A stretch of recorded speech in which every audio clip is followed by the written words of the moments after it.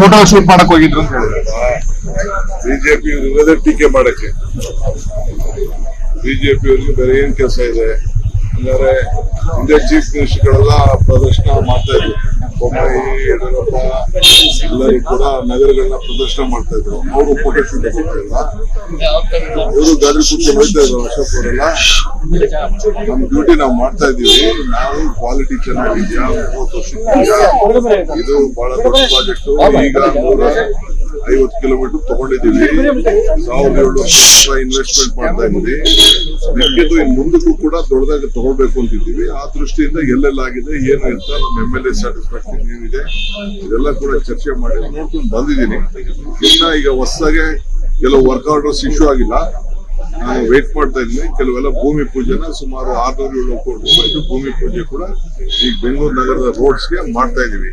Time line ನಲ್ಲಿ ಕೆಲಸ ಆಗ್ಬೇಕು ಅಂತ ತೀರ್ಮಾನ ಮಾಡಿದ್ವಿ. ಸರ್, ಇದು KRI ಪ್ರಾಜೆಕ್ಟ್ ಅಶ್ವಿನಿ ವೈಷ್ಣವ್ ಮೊನ್ನೆ ಪ್ರೆಸ್ ಕಾನ್ಫರೆನ್ಸ್ ಮಾಡಿದ್ರು ಬೆಂಗಳೂರಿಗೆ ಬಂದು.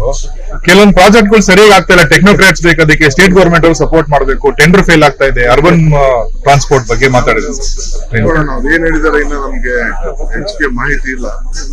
ನೋಡೋಣ ಏನ್ ಹೇಳ್ತಾರೆ. ಏನಾದ್ರು ಒಳ್ಳೆ ಸಲಹೆ ಇದ್ರೆ ನೋಡೋಣ, ಬಟ್ ರಾಜಕಾರಣ ಇದ್ರೆ ಅದಕ್ಕೆಲ್ಲ ನಾವು